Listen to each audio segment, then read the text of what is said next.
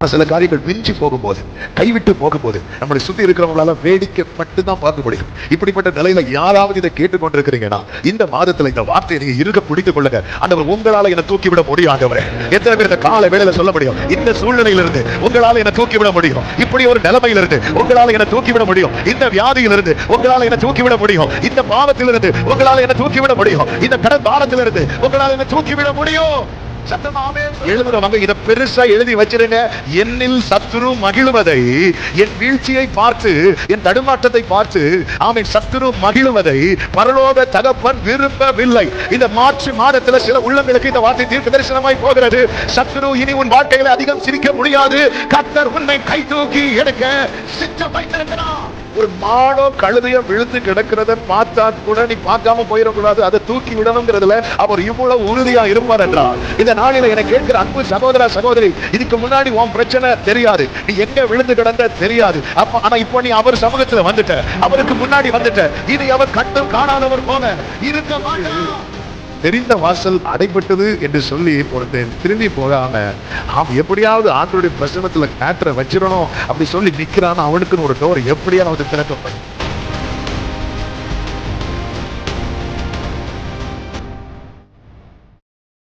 ஆமென். ஒரு விசை கூட கரங்களை உயர்த்தி ஹல்லேலூயா. மார்க்கு சுவிசேஷம் 9வது அதிகாரம். மார்க்கு சுவிசேஷம் 9வது அதிகாரம் அதனுடைய 27வது வசனத்தை நான் வாசிக்கிறேன். மார்க்கு 9:27. இந்த மாதம் வாக்குத்தத்த வார்த்தைக்காய் ஜெபித்த போது கர்த்தர் காண்பித்து தந்த வார்த்தை இது. வாசிக்கிறேன். மார்க்கு 9:27. இயேசு அவன் கையை பிடித்து அவனை தூக்கினார். உடனே அவன் எழுந்திருந்தான். கரங்களை உயர்த்தி ஹல்லேலூயா. இயேசு அவன் கையை பிடித்து அவனை தூக்கினார். உடனே அவன் எழுந்திருந்தான் என்று வேதம் சொல்லுகிறது. ஆமென். நாம் ஆராதிக்கிற நம் தேவன் தம்முடைய கையினால் நம்மை தாங்குகிறவர் மட்டுமல்ல, நம் கையை பிடித்து நான் உனக்கு துணை நிற்கிறேன் என்று சொல்லுகிறவர் மட்டுமல்ல, நம் கையை பிடித்து நம்மை தூக்கி விடுகிற கர்த்தர். ஹல்லேலூயா. தூக்கி விடுகிற கர்த்தர்.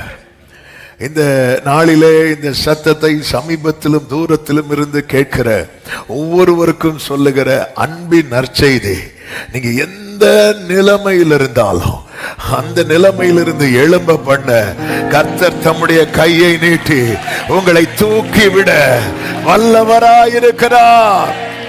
இங்கே ஒரு வாலிபனை குறித்து சொல்லப்பட்டிருக்கிறது. அந்த சரித்திரத்துக்குள் ரொம்ப போகவில்லை, நமக்கு அது தெரியும். ஆமென். அந்த வாலிபன் எந்த நிலையிலிருந்து கர்த்தர் அவனை தூக்கி விட்டார் என்று அதற்கு முந்தின வசனத்திலே சொல்லப்பட்டிருக்கிறது. அப்பொழுது அது சத்தமிட்டு அவனை மிகவும் அலைக்கழித்து புறப்பட்டு போயிற்று. அடுத்த வார்த்தை, அவன் செத்து போனான் என்று அநேகர் சொல்லத்தக்கதாக செத்தவன் போல் கிடந்தான் என்று வேதம் சொல்லுகிறது. செத்து போனான் என்று அநேகர் சொல்லத்தக்கதாய் ஒரு தகப்பன் ஒரு ஆவியினாலே அலைக்கழிக்கப்பட்ட தன் மகனை இயேசுவினிடத்திலே கொண்டு வருகிறான். அவன் வந்தபோது இயேசு முதலாவது அங்கே இல்லை. இயேசு மலையில ஜெபித்து கொண்டிருக்கிறார். அவருடைய சீஷர்கள் என்னெல்லாமோ செஞ்சு பார்க்கிறாங்க. ஆனா இந்த பிசாசு போக மாட்டேங்குது. பிரச்சனை அதிகரிக்குது. ஜனங்க கூட ஆரம்பிக்கிறாங்க. வாக்குவாதமா மாறுது. பிரச்சனை வாக்குவாதமா போயிட்டு இருக்கும் போது இயேசு இறங்கி வரார், விசாரிக்கிறார். அதன் பிறகு அந்த ஆவி அவனை விட்டு வெளியேறும்படிக்கு அவர் கட்டளையிடுகிறார். கட்டளையிட்ட போது அந்த ஆவி வெளியே போச்சு. அது எப்படி போச்சா, அது சத்தமிட்டு அவனை மிகவும் அலைக்கழித்து. என்னைக்குமே புரிஞ்சுக்கோங்க, கர்த்தர் யார் வாழ்க்கையில விடுதலை கொடுக்கணும்னு நினைக்கிறாரோ அவனை தான் சத்துரு கண் வைப்பான். ஆனா ஜெயம் கர்த்தருக்கு தான். ஹalleluya. ஜெயம் கர்த்தருக்கு தான். உங்க வாழ்க்கையில கர்த்தர் ஒன்றை கட்டளையிட்டு இருக்கிறார் என்றால் அதை எப்படி புரிந்து கொள்ள தெரியுமா? இதுவரை இல்லாத அளவுக்கு பிரச்சனை அதிகரிக்கும். இதுவரை அவனை அலைக்கழித்து கொண்டுதான் இருந்தது, தீயிலும் தண்ணீரிலும் அவனை தள்ளி கொண்டுதான் இருந்தது. ஆனால் இப்பொழுது அது அவனை எப்படி அலைக்கழிக்குது தெரியுமா? மிகவும் அலைக்கழித்து. கர்த்தருக்கு மகிமை உண்டாவதாக. ஆண்டவர் இப்படி கட்டளையிடுறதுக்கு முன்னாடி என்ன நடக்குது அப்படின்னா, இங்க என்ன நடக்குதுன்னு பார்க்கிறதற்கு 25வது வசனத்திலே சொல்லப்பட்டிருக்கிறது. ஆமென். ஜனங்கள் கூட்டமாய் ஓடி வருகிறார்கள். கூட்டமாய் ஓடி வராங்க. சுத்தி நிற்கும் போதுதான் இயேசு கட்டளையிடுகிறார். அந்த ஆவி அவனை அலைக்கழித்து அவனை விட்டு போயிட்டு. அவன் எப்படி கிடந்தானா? செத்தவனை போல. செத்து போனான் என்று அநேகர் சொல்லத்தக்கதாய். இந்த இடத்துல ஆமென், கர்த்தருக்கு மகிமை உண்டாவதாக. ஒரு காரியத்தை புரிந்து கொள்ளுங்கள். ஒருத்தங்க அடிபட்டு கிடந்தா அவங்கள தூக்குவாங்களா? தூக்குவாங்க. ஒருத்தங்க செத்து கிடந்தா அவங்கள தூக்குவாங்களா? தூக்க மாட்டாங்க. ஆமென். ஒருத்தங்க அடிபட்டு ரோட்ல கிடக்குறாங்கன்னா கண்டிப்பா தூக்குவாங்க. ஒரு எங்கே ஒரு சின்ன ஆக்சிடென்ட் நடந்தாலே யார் எப்படி வந்துருவாங்க. அப்படி இன்னும் அந்த மனிதாபிமானம் இன்னும் அந்த சாகாம இருப்பதற்காக ஸ்தோத்திரம். ஆனா ஒருத்தங்க அடிபட்டு செத்து கிடக்குறாங்கன்னு வைங்களேன், யாரும் தூக்க மாட்டாங்க. எல்லாரும் சுத்தி நின்று பார்க்க தான் செய்வாங்க, தூக்க மாட்டாங்க. அதாவது இதுக்கு மேல, அதாவது ஒரு பிரச்சனை தலைக்கு மிஞ்சி போகும்போது நம்மை சுத்தி இருக்கிறவர்களுக்கு வேடிக்கை தான் பார்க்க முடியும். அந்த கூட்டத்துல அந்த மகனுடைய தகப்பனும் இருக்கிறான். அந்த தகப்பன் போய் செத்து போனான் என்று அநேகர் சொல்லத்தக்கதா. சுத்தி இருக்கிறவங்க எல்லாரும் பேச ஆரம்பிச்சிட்டாங்க. அவன் கதை முடிஞ்சது, அவன் கதை முடிஞ்சது அப்படி சொன்னதும் ஓடி போய் தகப்பனும் தூக்கவில்லை. எல்லாரும் அப்படி நிற்கும் போது அந்த கூட்டத்துல யார் இருக்கிறா தெரியுமா? ஆமா, கூட்டத்தின் நடுவில் இயேசு இருந்தாலும் எல்லாரையும் போல இயேசு அல்ல. ஹalleluya. இவன் அவரிடத்தில் கொண்டு வரப்பட்டவன், அவரிடத்தில் கொண்டு வரப்பட்டவன், அவரிடத்தில் கொண்டு வரப்பட்டவன். செத்து போனான் என்று சொல்லுகிற நிலைமையில் இருந்தாலும் அவரால் என்ன செய்ய முடியும் தெரியுமா? அவனை தூக்கி விட முடியும், அவனை தூக்கி விட முடியும். ஆமென் சொல்லுங்க பார்க்கலாம். ஆமென். சில சிச்சுவேஷன் நமக்கு ஹெல்ப் பண்றதுக்கு நிறைய பேர் இருப்பாங்க, நம்மளை தூக்கி விடுறதுக்கு நிறைய பேர் இருப்பாங்க. ஆனா சில காரியங்கள் மிஞ்சி போகும்போது, கைவிட்டு போகும்போது நம்மளை சுத்தி இருக்கிறவங்களால வேடிக்கை மட்டும்தான் பார்க்க முடியும். இப்படிப்பட்ட நிலையில யாராவது இதை கேட்டு கொண்டிருக்கிறீங்கன்னா இந்த மாதத்துல இந்த வார்த்தையை நீங்க இறுக பிடித்து கொள்ளுங்க.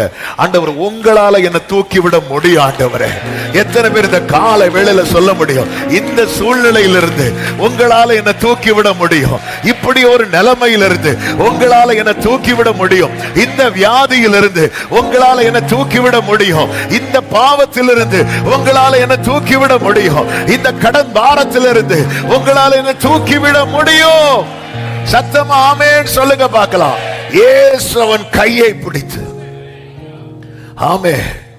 ஆண்டவருக்கு இது ஒன்றும் புதுசு கிடையாது, ஆண்டவருக்கு இது பெரிய விஷயமும் கிடையாது. மார்க் 5வது அதிகாரத்துல இன்னொரு வீட்டுக்கு போறார். அங்க ஒரு சின்ன பிள்ளை, 12 வயசு உள்ள பிள்ளை, அவ செத்தவள போல கிடக்கல. அவ எப்படி கிடக்குறா? அவ உண்மையிலே செத்து கிடக்குறா. அவ கையும் இயேசு என்ன செய்தார் தெரியுமா? பிடிச்சு தூக்கி விட்டா. ஆண்டவர் ஒருத்தங்க கைய பிடிச்சிட்டாங்கன்னா, சமுத்திரத்திலே ஆமென் கடல் கொந்தளிக்கும் போது, கடல் கொந்தளிக்கும் போது பேதுரு அப்படி பொசுக்குன்னு உள்ள போறார். இயேசு என்ன தெரியுமா செய்தார்? உடனே கையை பிடித்தார். கையை பிடிச்சு என்ன பண்ணார் நினைக்கிறீங்க? தூக்கி விட்டார். தூக்கி விட்டதும் வேதம் சொல்லுகிறது இருவரும் படகில் ஏறினார்கள். அதன் அர்த்தம் என்ன? திரும்பவும் பேதுரு அதுல என்ன பண்றார்? நடக்கிறார். இந்த காலை வேளையில வார்த்தைக்காய் ஏக்கத்தோடு வந்திருக்கிற உள்ளங்களுக்கு சொல்லுகிற வார்த்தை, உங்களை தூக்கி விட அவருக்கு முடியும். என்னை தூக்கி விடுகிற ஒருவர் இருக்கிறார். நல்ல கரங்களை தட்டி ஜீசஸ், ஜீசஸ் என்னை தூக்கி விட என் ஆண்டவருக்கு. ஹalleluya. வலது கரத்தை உயர்த்தி ஆண்டவர்கிட்ட சொல்லுங்க, ஆண்டவரை என்னுடைய இந்த நிலைமையிலிருந்து என்னை தூக்கி விட உம்மால் முடியும். நீங்க தூக்கி விட்டுட்டீங்கன்னா நான் எழும்பிடுவேன் ஆண்டவரே, எழும்பிடுவேன் அப்பா. எந்த நிலைமையிலிருந்து வெளியே வர முடியாம தவிக்கிறீங்க, இந்த 1ஆம் தேதி காலை வேளையில இந்த வார்த்தையை நம்பி ஆண்டவர்கிட்ட சொல்லுங்க, ஆண்டவரை இதுல இருந்து யாருக்கும் என்ன தூக்கி விட முடியாது. என்னை சுத்தி இருக்கிறவங்களுக்கு வேடிக்கை மட்டும்தான் பார்க்க முடியுதுப்பா, வேடிக்கை மட்டும்தான் பார்க்க முடியுது. ஆனா உங்களால என்ன தூக்கி விட முடியும், உங்க கரத்தால என்ன தூக்கி விட முடியும். நான் உம்மை நம்புகிறேன். இந்த ஒரு நிலையிலிருந்து நீர் என்னை தூக்கி விடுவீர். நீர் என்னை நான் எழும்புவேன், நான் எழும்புவேன், நான் எழும்புவேன். என்னை எழும்ப பண்ணும் என் ஆண்டவர் என் கூட இருக்கிறதுனால நான் எழும்புவேன், நான் எழும்புவேன். என்னை அலைக்கழிக்கிற சத்துரு தோற்று போகும்படிக்கு, ஓ என் சத்துருவே எனக்கு விரோதமாய் சந்தோஷப்படாதே. நான் விழுந்தாலும், நான் விழுந்தாலும், நான் விழுந்தாலும் நான் எழுந்திருப்பேன். ஓ ராமா சதா ராமா காரா மா காரா. என்னை கர்த்தர் தூக்கி விடுவா, என்னை கர்த்தர் தூக்கி விடுவா. எந்தெந்த காரியத்துல இருந்து நீங்க எழும்பணும்னு நினைக்கிறீங்க, உங்களை சில சொல்லுவாங்க தெரியுமா, சிலர்ட்ட இந்த ரெக்கமெண்டேஷன் போகும்போது கொஞ்சம் நீங்க தூக்கி விட்டீங்கன்னா, ஆமென். சிலர்லாம் தூக்க எப்படி முடியும், கொஞ்சம் நீங்க கொஞ்சம் அவங்களை அப்படியே கை தூக்கி விட்டீங்கன்னா, ஹல்லேலூயா, ஆமென், ஆமென். உங்க ஜெப ஜீவியத்துல ஒருத்தங்க சப்போர்ட்டிவா இருந்தா நல்லா இருக்கும்னு ஃபீல் பண்றீங்களா, அவர் தூக்கி விடுவார். ஆமென், ஹல்லேலூயா. ஆவிக்குரிய யுத்தத்தினால சோர்ந்து போறீங்களா, அவர் தூக்கி விடுவார், தூக்கி விடுவார். மோசையின் கை அப்படி தளரும் போது தூக்கி விட ஆரோனும் ஊரும், நாம் தளரும் போது தூக்கி விட பரிசுத்த ஆவியானவர். ஆமென் சொல்லுங்க பார்க்கலாம். தூக்கி விடுகிறவர், தூக்கி விடுவார். ஹல்லேலூயா.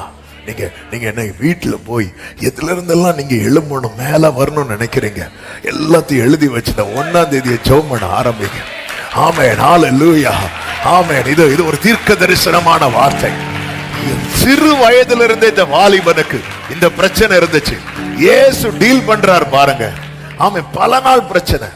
ஆமென். லூக்கா சுவிசேஷத்துல இது எப்படி சொல்லப்பட்டிருக்கும் தெரியுமா, அது அவனை கசக்கி அதுக்கப்புறம் விட்டுட்டு போகுமா. இதுவரை கசக்கி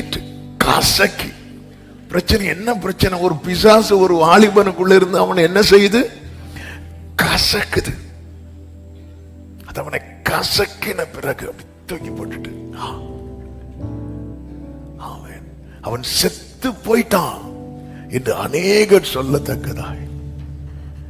அப்ப தகப்பன் காதுல என்ன கேட்க தெரியுமா, அவன் செத்துட்டான், அவன் செத்துட்டான், அவன் செத்துட்டான், அவன் கதை முடிஞ்சிட்டு, அவன் கதை முடிஞ்சிட்டு அப்படி கேட்டுட்டு இருக்கும் போது இயேசு அவன் கையை அப்படி பிடித்து அப்படி தூக்கிட்டார். ஆண்டவரே, என்னுடைய இந்த நிலையிலிருந்து, என்னுடைய இந்த மந்த நிலையிலிருந்து, என்னுடைய இந்த முடக்கப்பட்ட நிலையிலிருந்து, ஆண்டவர் இந்த மனுஷர் தலையில ஏறி போகிற நிலையிலிருந்து, இந்த வலையில் அகப்பட்ட நிலையிலிருந்து, தீயையும் தண்ணீரையும் கடக்கிற இந்த நிலையிலிருந்து என்னை தூக்கிவிட, என்னை தூக்கிவிட உம்மால் மட்டுமே முடியும். சங்கீதம் 145:14 சொல்லப்பட்டிருக்கிறது, கர்த்தர் விழுகிற யாவரையும் தாங்கி மடங்கடிக்கப்பட்ட யாவரையும் தூக்கி விடுகிறார். ஹல்லேலூயா. தூக்கி எறியப்பட்ட என்னை வேண்டும் என்று சொல்லி சேர்த்து கொண்டு, ஓ தூக்கி எறியப்பட்ட, தூக்கி வேண்டும் என்று சொல்லி,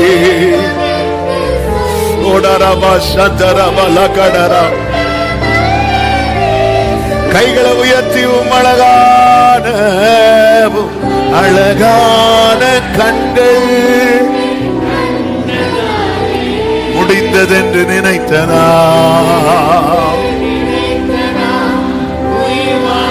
glory அழகான Jesus.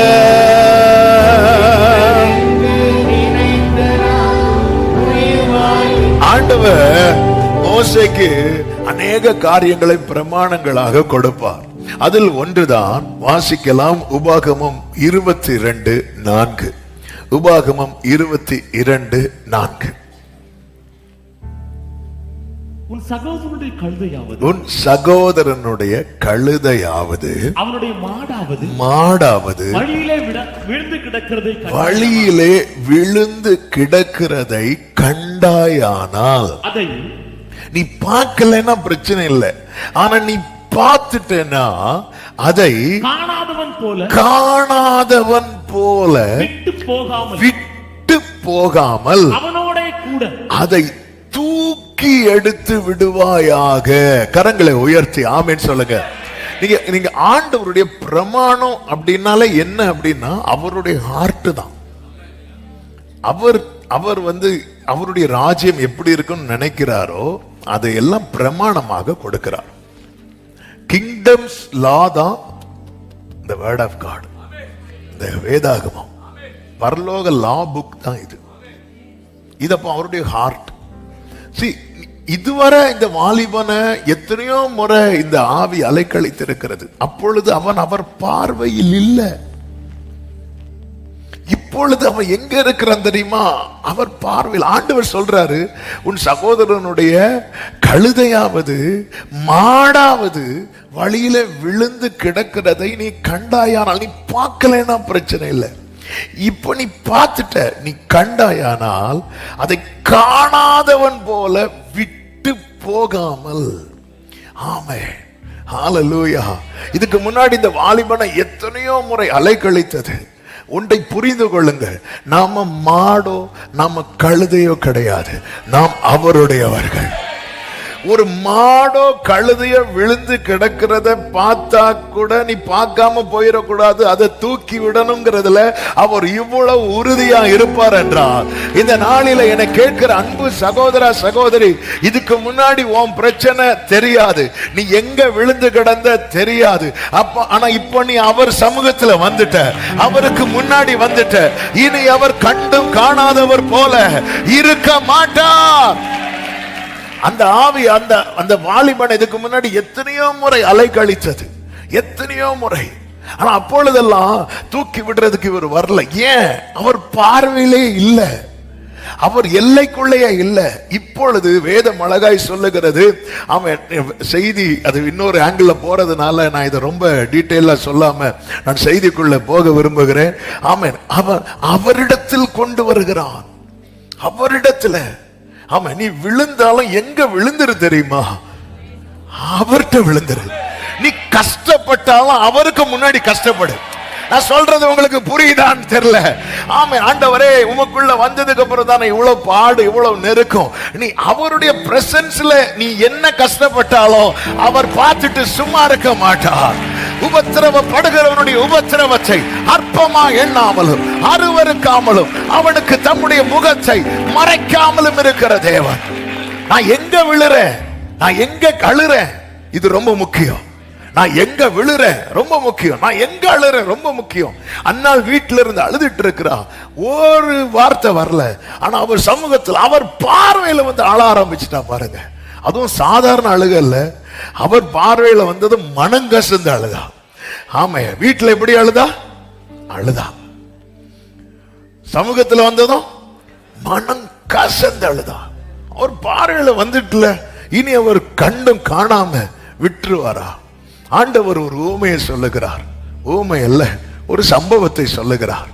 ஒருவன் எருசலேம் இருந்து எரிகோவுக்கு வழி பிரயாணமாய் புறப்பட்டு போகிறான். அவன் கள்ளர் கையிலே அகப்பட்டு அவனை அடித்து குற்றுயிராய் விட்டு விட்டு போகிறார்கள். அந்த வழியாய் ஒரு ஆசாரியன் வருகிறான், ஒரு லேவியன் வருகிறான். அதன் பிறகு ஒரு சமாரியன் வருகிறதை இயேசு சொல்லுகிறார். ஆமென், ஆமென். அந்த சமாரியன் என்ன செய்கிறானாம்? அவனை கண்டு, அவனை பார்க்கலன்னா பிரச்சனை இல்லை, அவனை பார்க்கலன்னா பிரச்சனை இல்லை, உங்க காரியத்தை நீங்க ஆண்டவர் சமூகத்துல தெரியப்படுத்திருங்க. பேதுரு மூழ்கும் போது அமைதியா இருந்தான்னா பிரச்சனை வேற. ஆனா அவரை பார்க்க வச்சான் பாருங்க. எப்படி பார்க்க வச்சான் தெரியுமா? ஆண்டவரேன்னு கத்துனான். அவரை பார்க்க வைத்தான் பாருங்க. இன்னைக்கு ஆமே, நீங்க எந்த நிலையில தூக்கி விடணும் கர்த்தரால முடியும். நீங்க அவரை பார்க்க வைங்க, நீங்க அவரை பார்க்க வைங்க. அதனாலதான் அவருடைய சமூகத்துல அவரை பார்க்க வைங்க. அதுதான் ஆமே, ஆண்டவரே பரலோகத்திலிருந்து கர்த்தர் நோக்கி பார்க்க மட்டும். புலம்பல் ஒரு வசனம் உண்டல்லவா? புலம்பல் புஸ்தகம் 3வது அதிகாரத்துல அந்த வார்த்தை இருக்கிறது. பரலோகத்திலிருந்து 3வது அதிகாரம் 49வது வசனம். 49:50 வாசியுங்கள். கர்த்தர் பரலோகத்திலிருந்து நோக்கி பார்க்கும் மட்டும் என் கண் இடைவிடாமல் ஓய்வின்றி அழுதுட்டே இருக்கிறேன். அப்பா என்ன பார்க்க மாட்டீங்களா? ஆண்டவர் பார்த்துட்டாருன்னு எங்களை. அவர் பார்த்துட்டாருன்னா அவர் டீல் பண்றதே வேற. அவர் பார்த்துட்டு பார்க்காதது போல விட மாட்டார். ஒரு கல்யாண வீட்டுக்குள்ள என்ட்ராகும் போது அவர் கண்ணுக்கு 6 கற்சாடி தென்படுகிறது. பார்த்துட்டார்ல, இனி அதை தூக்கி எடுத்துடுவார். அவ்வளவுதான். பார்த்துட்டார்ல, சகைவ பார்த்துட்டார்ல, இனி அவனை எல்லா அக்கிரமத்திலிருந்து தூக்கி எடுத்துடுவார். இன்னைக்குள்ள செய்தி, தூக்கி விட கர்த்தருக்கு முடியும். ஆனா கர்த்தரை பார்க்க வைக்கிறது உங்ககிட்ட தான் இருக்கு. அவரை பார்க்க வைங்க. அவர் பார்க்கணும். கண்டாயானால் இது எவ்வளவு காலமா இருக்கு இந்த பிரச்சனை? அது பிரச்சனை பல சின்ன வயசுல இருந்து இருக்கு. ஆண்டவரே, இவ்வளவு நாள் நீங்க ஆண்டவரே தூக்கி விட வரல.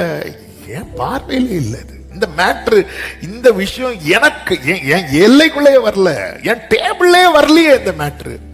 இந்த காரியம் டேபிள் என் கோர்ட்லயே வரல. ஆண்டவர் சமூகத்திலே வராத மேட்டர்ல ஆண்டவர் எப்படி டீல் பண்ணுவார்?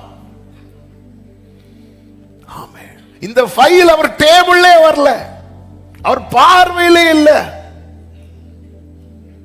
இயேசு கிறிஸ்து எங்கெல்லாம் நடந்து போறாரோ அவர் பார்வைப்படும்படிக்கு ஜனங்கள் வியாதியா இருக்கிறவங்க எல்லாம் கொண்டு வந்து வைப்பாங்களா? அவர் பார்வைப்படும்படிக்கு, அவர் பார்வைப்படும்படிக்கு பார்த்துட்டா போதும். கூட்டத்தின் நடுவில் ஆண்டவர் இப்படி பார்க்கும்போது அந்த பார்வை என் மேல பட்டா போதும். அதுக்கப்புறம் அவரால் காணாதவன் போல இருக்கவே முடியாது. அப்படிதான் ஆலயத்தில் அவர் உட்கார்ந்து இருக்கும் போது கூட்டத்தின் நடுவில் ஒரு சூம்பின கை உடையவன் அவர் பார்வையில பட்டுட்டான். தூக்கி விட்டாரு. இந்த மார்ச் வந்து டார்கெட் என்ன தெரியுமா? அவர் பார்வையில நான் இருக்கணும். அவர் பார்வை என் மேல படணும். நோக்கி பார்க்க மட்டும். என்னை பாரும், என்னை பாரும், என்னை பாரும், என்னை பாரும், என்னை பாரும். இந்த ஒரு முறை இறங்கும் கெஞ்சுகிறே, கெஞ்சுகிறே. என்னை பாரும், என்னை பாரும். இந்த ஒரு முறை இறங்கும் கெஞ்சுகிறே, கெஞ்சுகிறே. என் இயேசுவே, என் வாழ்க்கையில் நீரத்தனை தருணங்கள் தந்தீர். அதையெல்லாம் வீணடித்தேன். இப்போ ஒன்றுமில்லாமல் நிற்கிறேன். என் இயேசுவே, என் வாழ்க்கையில் நீரத்தனை தருணங்கள் தந்தீர். அதையெல்லாம் வீணடித்தேன். இப்போ ஒன்றுமில்லாமல் நிற்கிறேன். என்னை பாரும், முகத்தை மறைக்காதிரும். கெஞ்சுகிறே, கெஞ்சுகிறே. என்னை பாரும், முகத்தை மறைக்காதிரும். கெஞ்சுகிறே, கெஞ்சுகிறே. ஹல்லேலூயா. ஆண்டவருடைய பார்வை, ஆண்டவர் சமூகத்தில், ஆண்டவர் சமூகத்தில் அந்த நான்கு வாலிபர்கள் ஒரு திமிர்வாதக்காரனை, கட்டில் கிடையாய் கிடக்கிற திமிர்வாதக்காரனை சுமந்து கொண்டு வரும்போது அவங்களை பொறுத்த வரைக்கும் என்ன அப்படின்னா, அவங்க ஃபெய்த் என்னன்னா, அவர் பார்த்துட்டாருன்னா முடிச்சு. அவர் பார்வையில பட்டா போதும். அவங்க எப்படியாவது உள்ள கொண்டு போலான்னு பாக்குறாங்க. இவங்களுக்கு நூற்றுக்கு அதிபதி ஃபெய்த் எல்லாம் கிடையாது. நூற்றுக்கு அதிபதி ஃபெய்த் எல்லாம் கிடையாது. ஆமே, என்ன நூற்றுக்கு அதிபதி ஃபெய்த் தெரியுமா? நீங்க ஒரு வார்த்தை அப்படிலாம் கிடையாது. இவங்களை பொறுத்து இவங்க ஃபெய்த் என்ன தெரியுமா? அவர் அப்படி பார்த்துட்டாருன்னா, இவங்க எட்டி எட்டி பாக்குறாங்க, தூக்கி தூக்கி வெளியிருந்து காட்டுறாங்க, ஒன்னும் தெரியல. ஏன்னா வாசல் ஃபுல்லா ஆட்கள் நிக்கிறாங்க. எப்படியாவது அவருக்கு முன்னாடி இறக்கி வச்சா போதும். என்ன அந்த சுத்தி சுத்தி தேடுறாங்க. அதாவது தெரிந்த வாசல் அடைபட்டது என்று சொல்லி ஒருத்தன் திரும்பி போகாம, எப்படியாவது ஆண்டவருடைய பிரசன்னத்துல மேட்டரை வச்சிடணும் அப்படி சொல்லி நிக்கிறான். அவனுக்குன்னு ஒரு டோர் எப்படியாவது திறக்கப்படும். கூரையை பிரிக்கிறாங்க.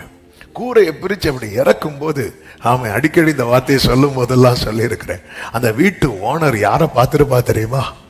இயேசு அப்படி பார்த்திருப்பார். இயேசு அப்படி வச்சிருப்பார். அல்லேலூயா. ஆமே, இயேசு மட்டும் இல்லாம கூரையை பிரிக்கணும். அப்புறம் என்னெல்லாம் இவங்க அப்புறம் வரும் கூரையை பிரிச்சாங்கன்னா, வரும்போது அந்த கட்டில ஒருத்தர் இருந்தான், போகும்போது கட்டில் பற்றாக்குறை. ஹாஸ்பிட்டல் என்ன இல்லை, பெட் இல்லை. இயேசு அங்க இருந்தார். இறக்கி அவருக்கு முன்னாடி வச்சாங்க பாருங்க. எலும்பு அப்படின்ட்டார். எலும்பு படுக்கை எடுத்துக்கொண்டு தூக்கி விட்டார். ஆண்டவர் தூக்கி விட்டார். இந்த சமாரியன் வரும்போது கண்டு இருக்கு. யூதருக்கும் சமாரியருக்கும் ஆகாத ஒரு சூழ்நிலை. ஆனா அவர் பார்வையில பட்டதுக்கு அப்புறம் அந்த சமாரியன் அவனை யாருன்னு பார்க்கல தெரியுமா? யூதன்னு பார்க்கல. இதுதான் ஆண்டவருடைய இரக்கம். ஆமென். பேதுரு மூழ்க காரணம் என்ன?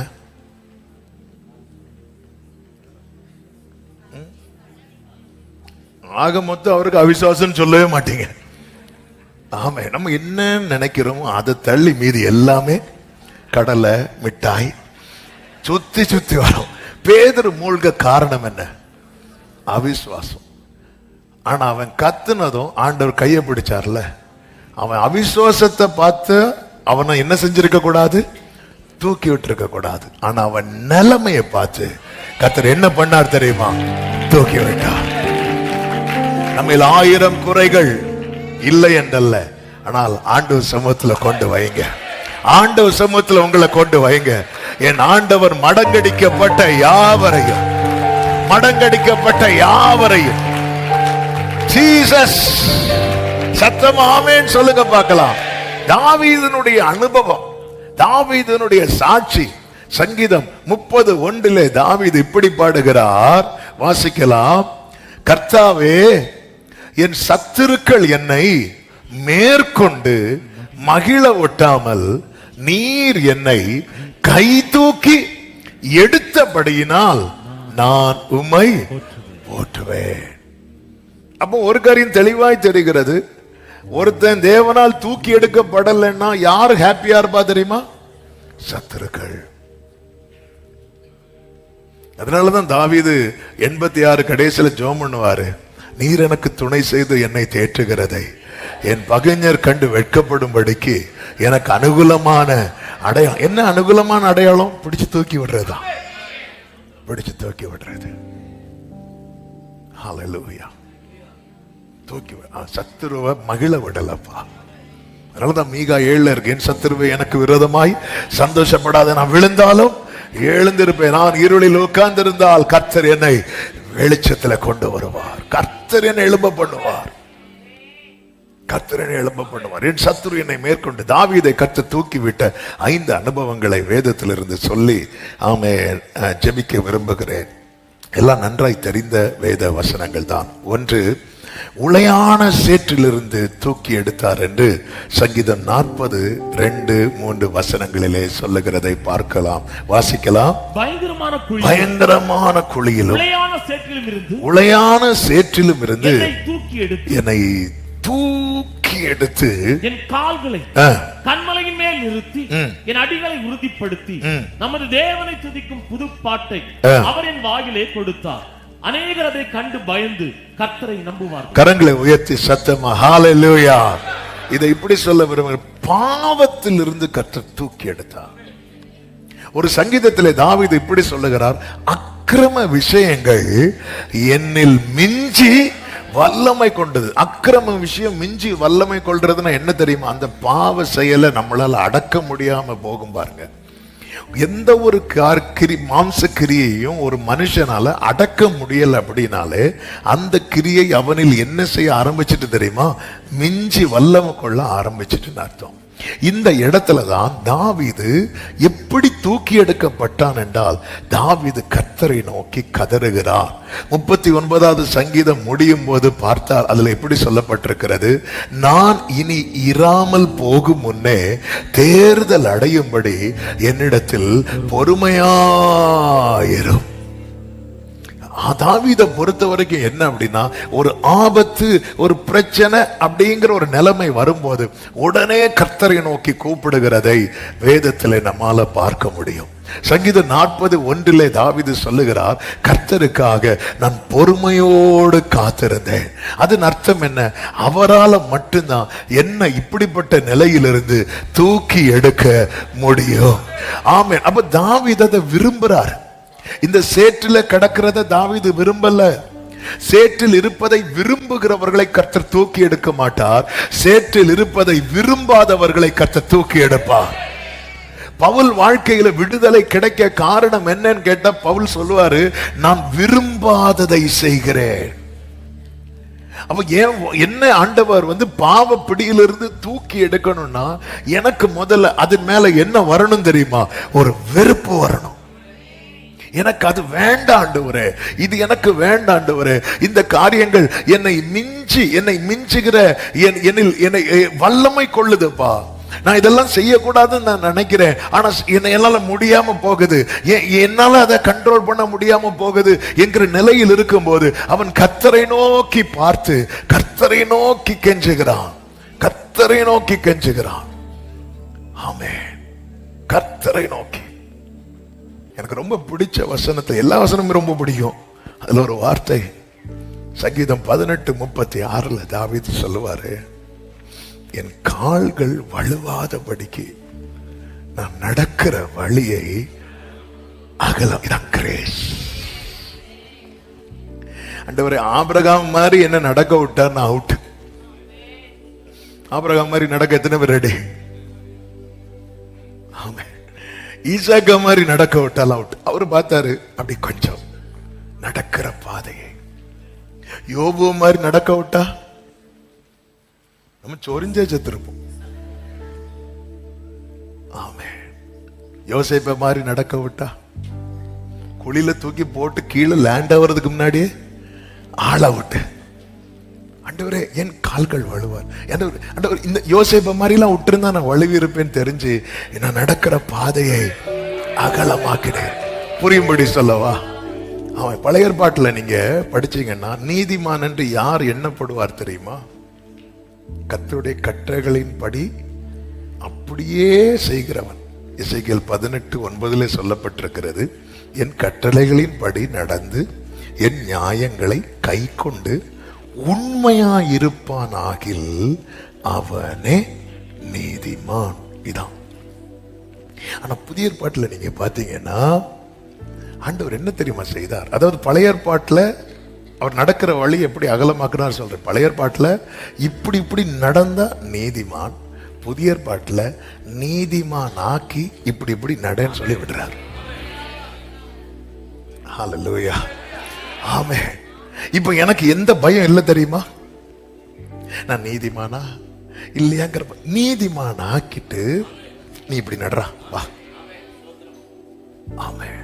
நடக்கிற பாதைய அகலமாக்கிட்டார். அதாவது பேப்பர்ல 100 மார்க் போட்டுட்டு எழுதுங்கிறார்.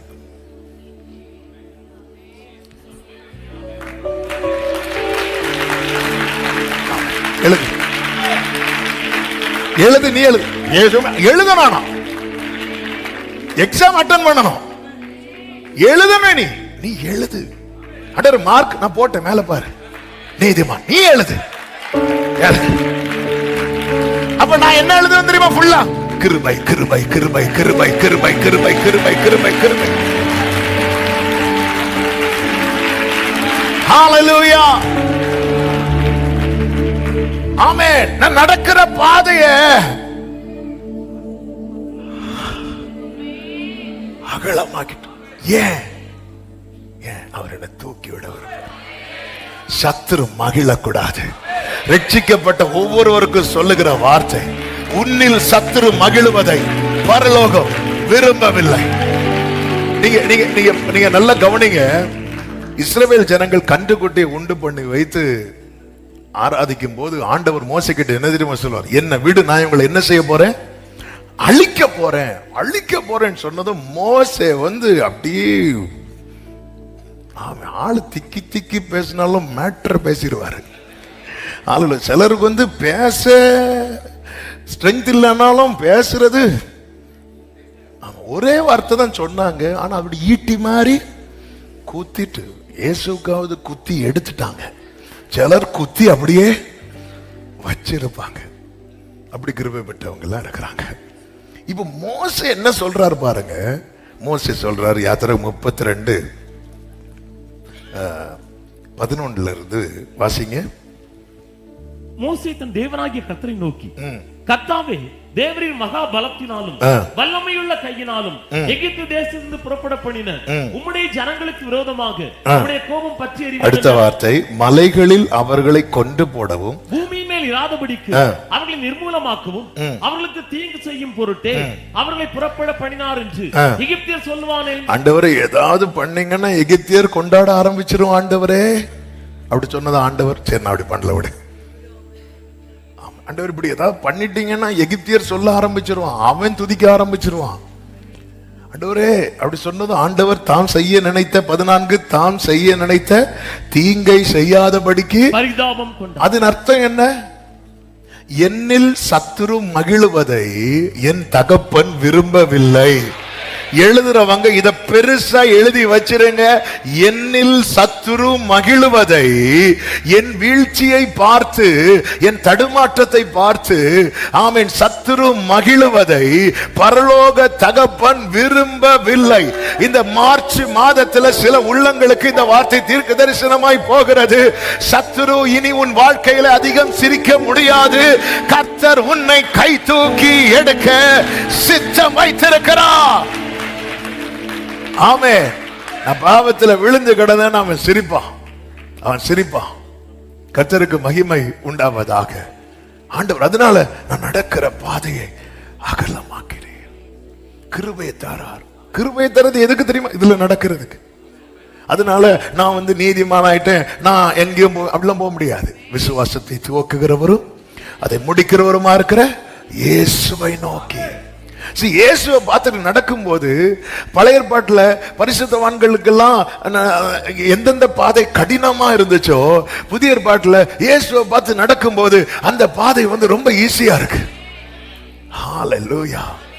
வேதம் சொல்லுகிறது, ஆட்டு தொழுவங்களில் இருந்து எடுத்தார். நாத்தான் தீர்க்கதரிசியை கொண்டு தாவீதின் இடத்துல பேசும்போது 1 நாளாகவும் 17வது அதிகாரத்தின் 7வது வசனத்திலே, ஆமென், இப்போதும் நீ என் தாசனாகிய தாவீதை நோக்கி சேனைகளின் கர்த்தர் சொல்லுகிறது என்னவென்றால், நீ என் ஜனமாகிய இஸ்ரவேலின் மேல் அதிபதியாய் இருக்கும்படி ஆடுகளின் பின்னே நடந்த உன்னை ஆட்டு மந்தையை விட்டு எடுத்தேன். நீ போன இடமெல்லாம் உன்னோட இருந்து உன் சத்துருக்களை எல்லாம் உனக்கு முன்பாக நிர்மூலமாக்கி பூமியில் இருக்கிற பெரியோர்களின் நாமத்திற்கு ஒத்த நாமத்தை உனக்கு உண்டாக்கினேன். என்ன ஆண்டவருங்க! இன்னைக்கு தாவீது இன்னைக்கு வர பேசிட்டு இருக்கிறோம் பாருங்க. இந்த தாவீது யார் தெரியும்? தாவீதுனுடைய ஆரம்பம் என்ன? தன் தகப்பன் தாவீதுங்கிற பேரை சொல்றதுக்கு விரும்பல. இவ்வளவுதான் பிள்ளைங்களா அப்படி கேட்கும்போது, இன்னொருவன் இருக்கிறான், எல்லாருக்கும் இளையவன், அவன் ஆடு மேய்த்து கொண்ட. இவ்வளவுதான் கொடுத்த ரிப்போர்ட். அவன் தாவீதுன்னு மென்ஷன் பண்ணவே இல்லை, தாவீதுன்னு சொல்லவே இல்லை. ஆனா இன்னைக்கு இந்த பேரை தவிர்க்கவே முடியாம. ஆமே, ஹல்லேலூயா. தாவீது என்றானதுக்கு அப்புறம் கடைசி சாப்டர் வர தாவீது வந்துட்டே இருப்பார். ஆமே, ஆண்டவர் ஒருத்தனை உயர்த்தணும் நினைச்சிட்டார் வைங்கள. எளியவன் என்றைக்கும் மறக்கப்படுவதில்லை. சிறுமைப்பட்டவர்களுடைய நம்பிக்கை. நல்ல கரங்களை சற்றி. அப்ப தாவீது ஆண்டவர் சமூகத்துல போய் இருந்து, ஆண்டவரே என்னை இதுவரை நடத்தி கொண்டு வந்ததுக்கு எம்மாத்திரம் 17:17 சொல்றாரு, என்னை மகா மேன்மையான சந்ததியின் மனுஷனாக பார்த்தீர் சொல்லிட்டு 19 சொல்றாரு. 19 வாசிங்க. கர்த்தாவே, 1 நாளாகமம் 17:19, கர்த்தாவே உமது அடியானின் நிமித்தமும் உமது இருதயத்தின்படியும் இந்த பெரிய காரியங்கள் எல்லாம் அறிய பண்ணும்படிக்கு, அடுத்த வார்த்தை, இந்த பெரிய காரியத்தை எல்லாம் செய்தீர். அந்த வார்த்தை கவனிக்கல. உமது அடியானின் நிமித்தமும், என் மேல நீங்க வச்ச பாசம், என் மேல நீங்க வச்ச கிருபை. அடுத்த ஒரு வார்த்தை சொல்வார், உமது இருதயத்தின்படியும். அதன் அர்த்தம் என்ன? தாவீதை உயர்த்துவது தேவன் திடீரென்று போட்ட திட்டம் அல்ல, தேவன் ஏற்கனவே போட்ட திட்டம். ஹல்லேலூயா. எலும்புகள் உருவாகல, நரம்புகள் உருவாகல, தசைகள் தரிசனம் உருவானதே, தாய் கருவிலே தரிசனம். உம்முடைய இருதயத்தின்படி தெரிந்தெடுக்கப்பட்டவனை குறித்த தேவ திட்டம் பெரியது. வேளை வரும்போது அவன் எந்த நிலைமையில் இருந்தாலும் கர்த்தர் அவனை தூக்கி விடுவார். எனவேதான் சங்கீதக்காரன் எப்படி பாடுகிறான் தெரியுமா? நம்முடைய தாழ்வில் நம்மை நினைத்தவரை துதியுங்கள். ஆண்டவர், இப்படி ஒரு சூழ்நிலையில நான் இருக்கிறேன், என்னை தூக்கிவிட உம்மால முடியும். ஆட்டு தொழுவத்திலிருந்து தூக்கி விட்டார். 3வது, ஜலப்பிரவாகத்திலிருந்து தூக்கிவிட்டார். சங்கீதம் 18:16 வாசிக்கலாம். உயரத்திலிருந்து அவர் கை நீட்டி என்னை பிடித்து ஜலப்பிரவாகத்தில் இருக்கிற என்னை தூக்கிவிட்டார். இந்த ஜலப்பிரவாகம் என்பது என்ன தெரியுமா? சத்துருவினால் வரும் போராட்டங்கள், பிரச்சனை. அந்த டைட்டில் எப்படி சொல்லப்பட்டிருக்கிறது? கர்த்தர் தாவீதை அவனுடைய எல்லா சத்துருக்களின் கைக்கும் சவுலின் கைக்கும் நீங்களாக்கி விடுவித்த போது. புதிய ஏற்பாட்டிலே ஆண்டவராக இயேசு கிறிஸ்துவை குறித்து சொல்லப்பட்டிருக்கிறது. அப்போஸ்தலர் 10:38, அவர் நன்மை செய்கிறவராயும் பிசாசின் வல்லமையில் அகப்பட்ட யாவரையும் குணமாக்குகிறவராயும் சுற்றி திரிந்தார். அப்படி சுற்றி திரிந்த போது அவர் கண்ணில் மாட்டினது லேகியோன் பிடித்த வாலிபன். 18 வருடம் பிசாசு கட்டி வைத்திருந்த கூனியாகிய ஸ்திரீ. அதன் பிறகு நாம் மார்க் 9வது அதிகாரத்தில் பார்த்த அந்த வாலிபன். இவங்க 3 பேர் மட்டும் இல்ல, இன்னும் அநேகர். ஏன்? மகதலேனா மரியாள் கூட எத்தனை ஆவியினால பிடிக்கப்பட்டிருந்தா தெரியுமா? 7. நமக்கு எதிராளியாகிய பிசாசு. இந்த லேகியோன் பிடித்த வாலிபன் பாருங்க, அவன் குடியிருப்பு கல்லறையில் இருந்தது. அதை விட்டு அவனுக்கு வெளியே வர முடியல. இயேசு வந்து அவனை தூக்கி விட்டார் பாருங்க. அந்த ஊர் ஃபுல்லாவே சுவிசேஷம் அவன் மூலமா தான் போகுது. சில சூழ்நிலையை விட்டு வெளியே வரவிடாதபடிக்கு பிசாசானவன் கட்டு. ஆண்டவர் இந்த ஜலப்பிரவாகத்திலிருந்து தூக்கி விடுகிறவராயிருக்கிறார். ஆமேன் சொல்லுங்க பார்க்கலாம். 4வதாக மரண வாசலில் இருந்து தூக்கி விட்டார். சங்கீதம் 9:13 சொல்லப்பட்டிருக்கிறது, மரண வாசல்களில் இருந்து என்னை தூக்கி விடுகிற கர்த்தாவே. அப்ப மரணமே கிடையாது, மரணம் உண்டுங்க. பிறக்க ஒரு காலம் உண்டு, இறக்க ஒரு காலம் உண்டு. ஆனால் தேவன் குறித்த காலத்துக்கு முன்னே நம்மை அழிப்பதுதான் சத்துருவின் நோக்கம். இன்னைக்குமே இதை மனசுல வச்சுக்க. மரணம் என்பது அது நியமிக்கப்பட்டது. காரணம், பாவத்தின் சம்பளம் என்ன தெரியுமா? மரணம். மரணம் இல்லாம போக வாய்ப்பே இல்லையா? வாய்ப்பு இருக்கு. இயேசு வந்தால், இயேசு வந்துட்டார்னா உயிரோடு இருக்கிற நாம் என்ன செய்யப்படுவோம்? எடுத்துக்கொள்ளப்படுவோம். இயேசு வர தாமதித்தால் நமக்கு குறித்த காலம் வரும்போது நம் ஓட்டம் முடிந்துதான் ஆகும். தேவன் எப்படி குறித்திருக்கிறார்னு தெரியாது. எப்படி ஒவ்வொருத்தருக்கும் நம்ம எப்படி எங்க பெறப்போம் நமக்கு தெரியுமா? தெரியாது. அதே போல நம்முடைய முடிவு சிலருக்கு கர்த்தர் வெளிப்படுத்துவார், சிலருக்கு அதுக்கு ஏத்தது போல ஆயத்தமாயிருவாங்க. தெரியாது, முடிவு இருக்கு. ஆனா இதுக்கு உள்ள இருக்குல்ல இந்த காலம், இடைப்பட்ட காலம், அது நம்ம ஓட வேண்டிய ஓட்டம். இந்த நாட்களிலே இப்படிப்பட்ட காலத்துல நம்முடைய தீபத்தை அணைப்பதற்கு பிசாசானவன் போராடுவான். ஏன்னா நம்முடைய தீபம் பாதியில் அணைஞ்சிட்டுன்னா நம்முடைய ஓட்டம் முடியாது. நம்முடைய ஓட்டம் முடியலைன்னா நம்மளால என்ன செய்ய முடியாது தெரியுமா? அந்த ஜீவ கிரீடத்தை சுதந்திரிக்க முடியாது. எனவே பிசாசானவன் இப்படி கொண்டு வருவான். அதுதான் ட்ராக் மாற வைப்பான், வழி தப்பி ஓட வைப்பான். காலத்துக்கு முன்னே சாக வைப்பதுதான் பிசாசி நோக்கம். எனவேதான் அக்கிரம விஷயத்துல துணிந்து நடக்க வைப்பான். பாவம் என்ன செய்யும்? பாவம் ஆயுளை குறைக்கும். ஆமென். என்னைக்குமே ஏதனை விட்டு துரத்தப்பட காரணம் என்ன? ஜீவ விருட்சத்தின் கனியை புசித்து அவன் என்னைக்குமே உயிரோடு இருக்க கூடாது. அவன் ஜேதேன்ல ஒருத்தன் தரித்திருந்தான், அவன் என்னைக்குமே உயிரோடு இருப்பான். அவன் பாவம் செஞ்சதுனால அந்த மரணம் அதன் விளைவு, அவன் மரணத்தை சந்தித்தாக வேண்டும். இன்னும் வேண்டாம், ஆதாம் 930 வருஷம் உயிரோடு இருந்தார். ஆதாம் தான் முதல் மனிதன். அப்ப நியாயப்படி பார்த்தா முதல் மனிதன் தான் ரொம்ப வருஷம் உயிரோடு இருக்கணும். ஆனால் ஆதாமை விட இன்னும் அதிகமா உயிரோடு இருந்த ஒரு நபர் உண்டு. யாரு தெரியுமா? மெத்துசெலா. அப்போ மெத்துசெலா 969 வருஷம் நினைக்கிறேன். அப்போ ஆதாமுடைய பாவம் கிட்டத்தட்ட 39 வருஷத்தை அடிச்சிட்டு ஆதாம் லைஃப்ல. அதன் பிறகு எல்லாம் பாத்தீங்கன்னா 800 900 இப்படியே தான் போயிட்டே இருந்துச்சு.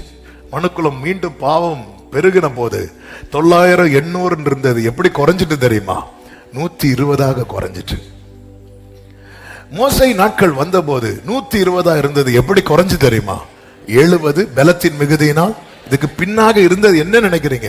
பாவம். சரி, 70 60 80 90 நீங்க 150 வருஷம் வரை இருங்க. ஆனா ஒழுங்கா இருக்கணும்.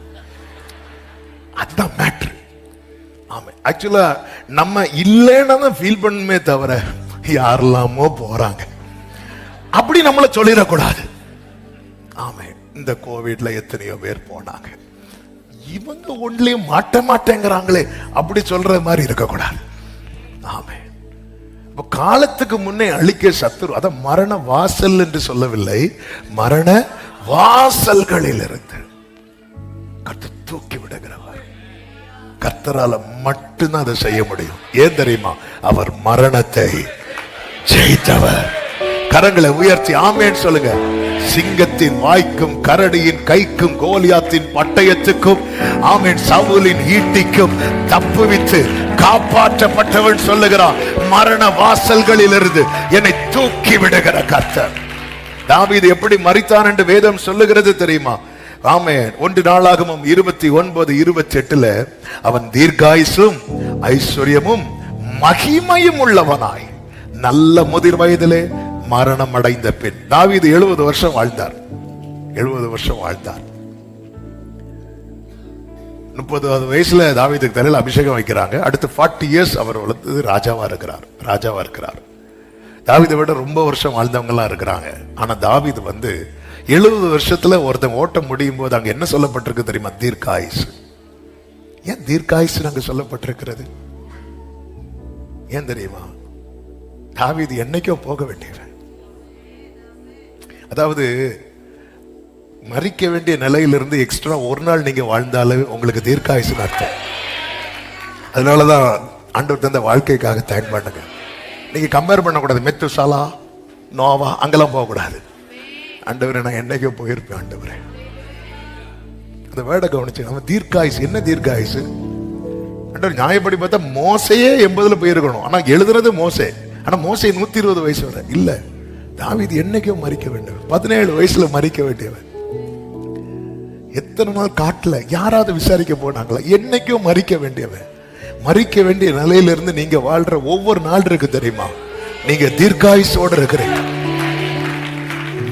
ஆமென் சொல்லுங்க பார்க்கலாம். ஐஸ்வர்யமும் மகிமையும் உள்ளவனாய் நல்ல முதிர் வயதுல. என்ன வேடுகிறது?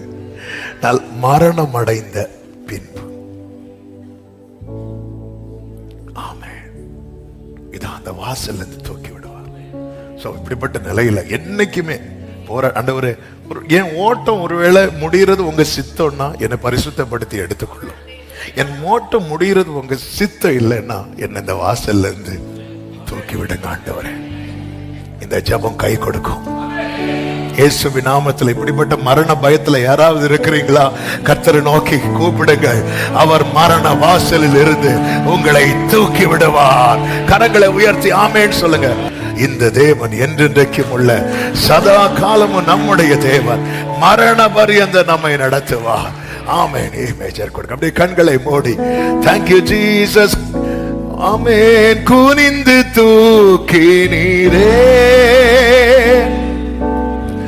பெரியவனாக்கி நீரே உமது காருண்யத்தா பெரியவனாக்கி துயரத்தில் கூப்பிட்டேன், துயரத்தில் கூப்பிட்டேன்.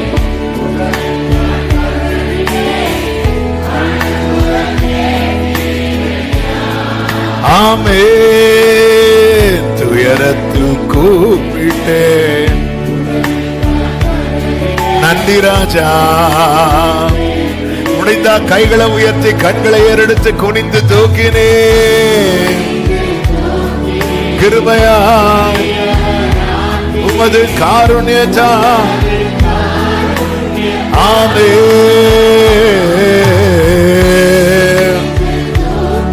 உமது அடியனை உமது காருண்யத்தா ஆமென். குனிந்து தூக்கினீரே பெரியவனாக்கினீரே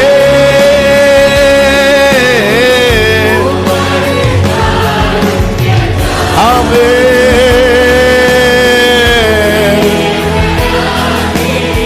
குனிந்து தூக்கினீரே கிருபை கிருபை கிருபை அம்மா.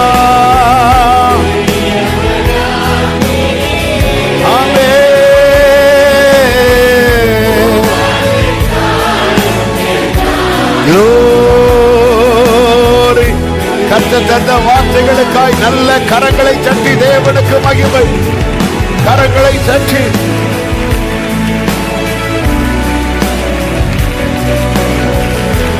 ஆமென் ஆமென். செத்து போனான் என்று எல்லாரும் சொல்லத்தக்க செத்தவனை போல கிடந்தவனை நீர் கை தூக்கி விட்டு உடனே அவன் எழுந்து புறப்பட வைத்தீரே. எந்த நிலையிலும் எங்களை தூக்கிவிட நீர் இருக்கிறீர் அப்பா. அதுல நீரே வல்லவராய் இருக்கிறீர். எங்களை சுற்றி இருக்கிறவங்களுக்கு ஒரு லிமிட்டுக்கு மேல வேடிக்கை மட்டும்தான் பார்க்க முடியும்ப்பா. ஆனால் நீர் வந்தது வேடிக்கை பார்க்க அல்ல, எங்களை எல்லா நிலையிலும் இருந்து தூக்கிவிட வந்திருக்கிறீர். நீ தூக்கி விடுவீர். என் அன்பு தகப்பனே, இரக்கமுள்ள தேவனே, நீ தந்த நல்ல வார்த்தைகளுக்காக நன்றி ஆண்டவரே. இன்னைக்கு நீர் எங்களோடு அநேக வார்த்தைகளை கொண்டு பேசினேன். நம்முடைய பிள்ளைங்க எந்தெந்த நிலையில எழும்ப முடியாம தூக்கிவிட யாரும் இல்லாம தவித்து கொண்டிருக்கிறார்களோ ஆண்டவர், அன்று தாவீது சொன்னார், அவர் என்னிடமாய் சாய்ந்து அப்படியே ஒவ்வொருடைய சாட்சியாய் மாறட்டும். கர்த்தர் தூக்கி விடுவீராக, தூக்கி விடுவீராக. பாவ பிடியிலிருந்து தூக்கி விடுவீராக, சிறுமையிலிருந்து தூக்கி விடுவீராக, எல்லா ஜல பிரவாகத்திலிருந்து தூக்கி விடுவீராக, மரண பயத்திலிருந்து தூக்கி விடுவீராக, பாதாள பிடியிலிருந்து தூக்கி விடுவீராக. உங்க கரம் இதை செய்யட்டும். ஒவ்வொருவரை ஆட்கொள்ளும். கிருபை பெருகட்டும். சமாதானத்தோடு அனுப்பி சாட்சியாய் கொண்டு வாரும். இந்த மாதம் ஒவ்வொருவருக்கும் நன்மையாய் ஆசீர்வாதமா இருக்க கிருபை செய்யும். கையின் கிரியைகளை ஆசீர்வதியும். படிக்கிற பிள்ளைகளை ஆசீர்வதியும். விசேஷமாய் எக்ஸாம் எழுதுற பிள்ளைங்க மேல உங்க கரம் இருக்கட்டும். நல்ல முறையில் எக்ஸாம் எழுதி நல்ல மதிப்பெண்களோடு வெற்றி பெற கர்த்தர் அனுகிரகம் செய்வீராக என்று ஜெபிக்கிறோம். போக்கிலும் வரத்திலும் ஒவ்வொருவரையும் காத்துக்கொள்ளும். ஒருவரை ஒரு தீங்கு அணுகாதபடி, துக்கப்படுத்தாதபடி உங்க ரத்தத்துக்குள்ள மூடி மறைத்து கிருபையாய் காத்துக்கொள்ளும். ஆண்டவரே, கர்த்தருடைய பந்திக்கு எங்களை ஆயத்தப்படுத்தும், பரிசுத்தப்படுத்தும். உடைய வல்ல கரத்தில் அர்ப்பணிக்கிறோம். மகிமை அனைத்தும் ஒருவருக்கே செலுத்துகிறோம். இரட்சகர் இயேசுவின் நாமத்தில் பிதாவே, ஆமென். சேர்ந்து சொல்லுவோம். என் ஆத்துமாவே கர்த்தரை ஸ்தோத்திரி, என் முழு உள்ளமே அவருடைய பரிசுத்த நாமத்தை ஸ்தோத்திரி. என் ஆத்துமாவே கர்த்தரை ஸ்தோத்திரி, கர்த்தர் செய்த சகல உபகாரங்களை மறவாதே. ஆமே. நம்முடைய கர்த்தராகிய இயேசு கிறிஸ்துவின் கிருபையும் பிதாவாகிய தேவனுடைய அன்பும் பரிசுத்தாவியானவருடைய ஐக்கியமும் சிநேகமும் பாதுகாவலும் நம் அனைவரோடும் என்றென்றும் இருப்பதாக. ஆமென். ஆமென்.